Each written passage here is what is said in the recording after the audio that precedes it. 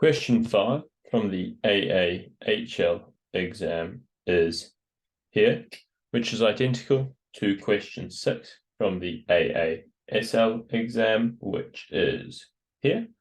And so the following solution, work solution, is my recording from the AASL exam for question 6.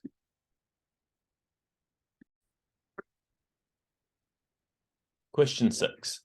Consider the binomial expansion x plus 1 to the power of 7 equals x to the power of 7 plus ax to the power of 6 plus bx to the power of 5 plus 35x to the power of 4 plus ... plus 1, where x can't equal 0 and a and b are part of positive integers. And part A asks, show that b is equal to 21. All right, cool. So let's look at what we need here. So obviously we're going to show that b is equal to 21. And we can see from our expansion that b is the coefficient of our x to the power of 5 term. All right, so we're going to need to go to our formula booklet and use the formulas that we have for the binomial theorem, which is over here, and we can see down here. So let's just copy what we've got there, and we'll bring these over. Nice. Okay, cool. And so the main thing that you're going to want to sort of pay attention to here is the general term here. All right, so this idea. So NCR, NCR is equal to a to the power of n minus r multiplied by b to the power of r. All right, and then our circumstance here, x is a and 1 is b. Okay, so if we apply that idea to bx to the power of 5, all right, we can sort of say, well, n is going to be equal to 7, a is equal to x, and b is equal to 1. And we got to do a bit of thinking to find out what r is, but unfortunately it's not too tricky. So if we're trying to find the x to the power of 5 term,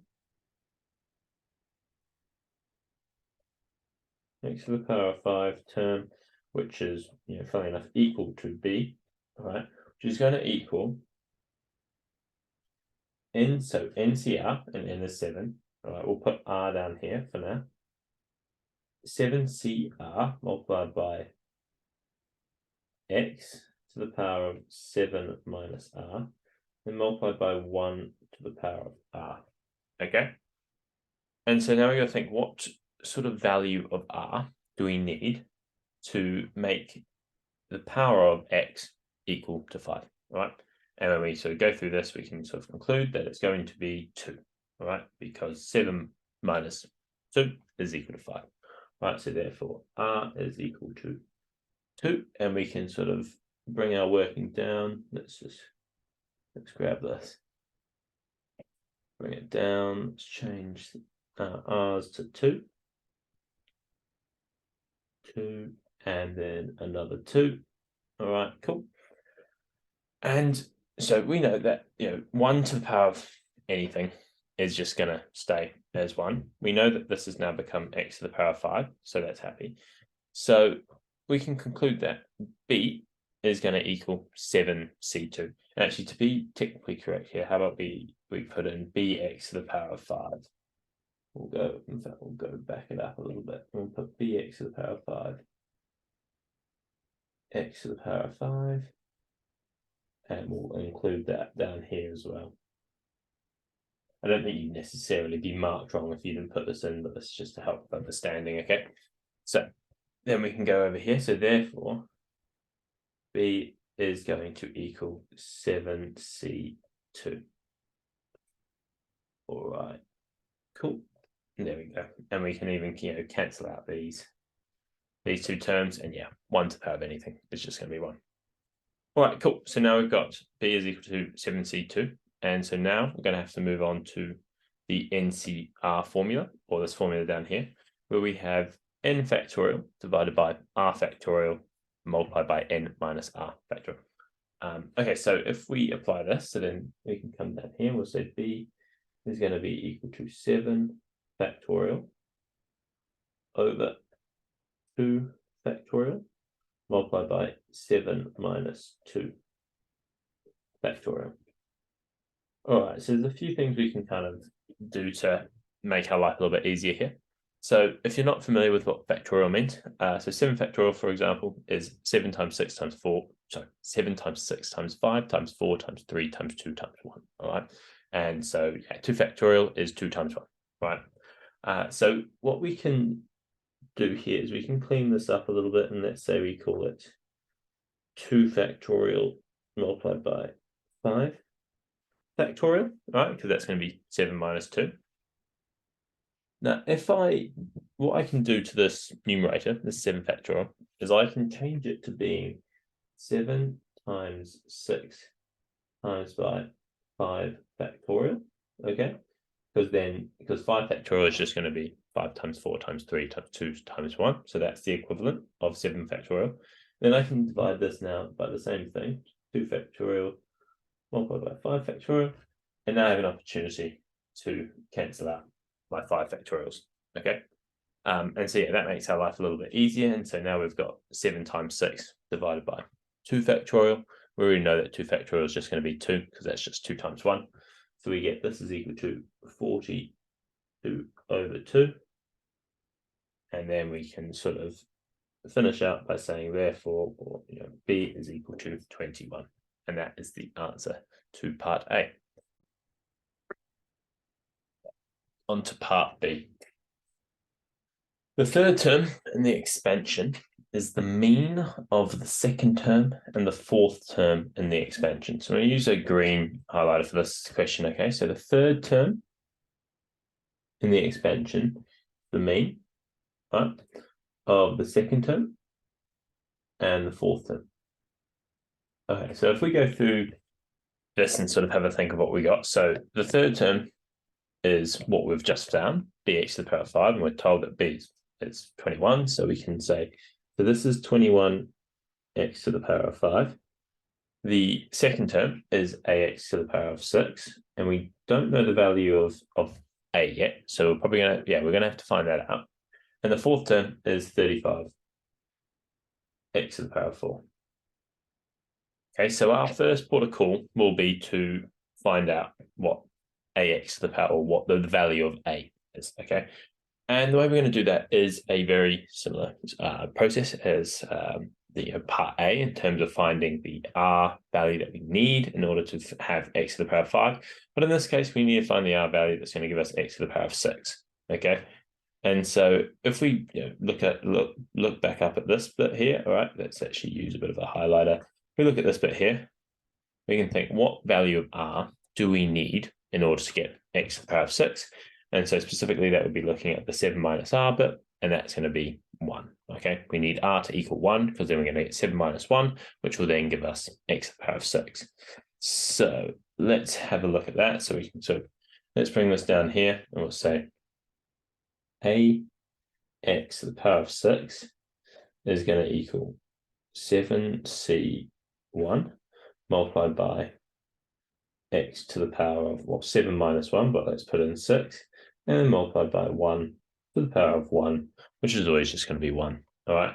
And so off to the right here, we can say, therefore, a is equal to 7c1. Now, you can go through the formula here, all right, and lob this in, where we're going to get, 7 factorial divided by 1 factorial multiplied by n minus r factorial, which is going to be 6 factorial. In fact, we'll put this in. But a bit of a hard and fast rule that you can sort of remember is any number C1 is going to be that number, okay? So, for instance, here we're going to get, actually, let's write it in. So 7 factorial over 1 factorial multiplied by 7 times, 7 minus 1 factorial, which we should put in 6 factorial. Okay, and then using a similar idea as before, we could say that this is 7 times by, in fact, let's bring it down to a new line. Yeah, we'll bring all of this down to a new line. Let's bring this down, done. Okay, and so then this is going to be the same as doing 7 times 6 factorial. We know 1's just going to be 1 factorial is just 1 times itself, or just, yeah, it's just 1, so that's 1. And so we can say, divided by 6 factorial, we can do our cancelling, and then we get left with just 7, okay? So therefore, A is equal to 7, so that's our happy days. All right, so now we know that we've got the second term is 7x to the power of 6, fourth term is 35x to the power of 4, and yeah, third term is what we were actually told what B was. So even if you couldn't answer, you couldn't sort of do the full answer for part A, you can still then at least attempt part B, which is quite nice. All right, so our second term, so this one here, so 7x to the power of, beg your pardon, no, our third term is the mean of the second and fourth term. So 21x to the power of 5 is equal to 7x to the power of 6 plus 35x to the power of 4 divided by 2. Okay, so that's the way to calculate the mean of two numbers or two terms, or yeah, you add them together and then you divide by the number of terms that you have, which we have 2 here, so we divide by 2. All right, and cool. And so here we have an expression where we're going to have to do some manipulation, sort of figure out what we'll do from here. So first things first, what I think is a good protocol is just times both sides by 2, and so that's going to give me 42 x to the power of 5 here is going to give me 7x to the power of 6. I'm going to end up going on to the next page here, but that shouldn't be a worry. Okay, so here we have a couple terms. So what we could also do now is divide both sides, we could divide all sides or everything here by x to the power of 4, which would leave me with 42x multiplied by 7x squared plus 35. Okay, and then now if we bring everything over to one side, and actually what we'll do is bring this over to the left a bit, make it a bit smaller. Yeah. Make this a bit smaller, and then we can hopefully work off to the right. Yeah, that'll do. All right, cool. And so it's just putting a line down here. Well, we can bring all this to one side, yeah? And we can get 7x squared minus 42x. So I am subtracting 42x from both sides here. If I subtract 42x from this side, it's going to equal 0. And we get plus 35. And then this is equal to 0. All right, and so now I have a quadratic for which I could just lob into the quadratic formula. So we can simplify it and then attempt to factorize. Now, I don't recommend spending too much time in trying to factorize something, because sometimes it can't be done. But yeah, always sort of briefly think to yourself, can I factorize this? Because it is more efficient than sort of plugging it into the quadratic formula. All right, and so from here we get to the idea of we divide all of our terms here by 7. We'll get x squared, and we're also, so we're dividing the whole equation, so the left-hand side and the right-hand side by 7. And if we divide 0 by 7, we just get left with 0, okay? So 7x squared divided by 7 is x squared minus 6x, and then plus 5 is equal to 0, right? And so then from here, what we can do is attempt to factorize. And so because we have a positive c value, all right? Or actually, first things first, what we're going to look at is the coefficient of x squared. 9 times out of 10, that is going to be just 1, right? Which is quite nice. So then we can sort of start our factorization with just x and x, okay? And so now we look at our c term, right? Our c term is positive, which means the sign within our brackets, they're going to have to be the same, All right. If it was negative, then that means they're going to have to be different. All right. And so now I say the same, that means they can be plus and plus or minus minus. And you may ask why, how do you figure that out, or where do you go to from here? And the place we go to is the beta. Okay. And we see that that's negative. All right.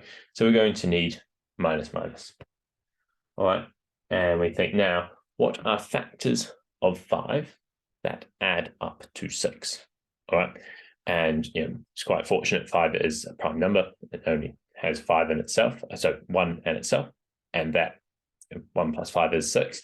That's quite fortunate. So we get x minus 5 and x minus 1 is equal to 0. Okay. And so therefore the possible values of x are x is equal to 5 and x is equal to 1.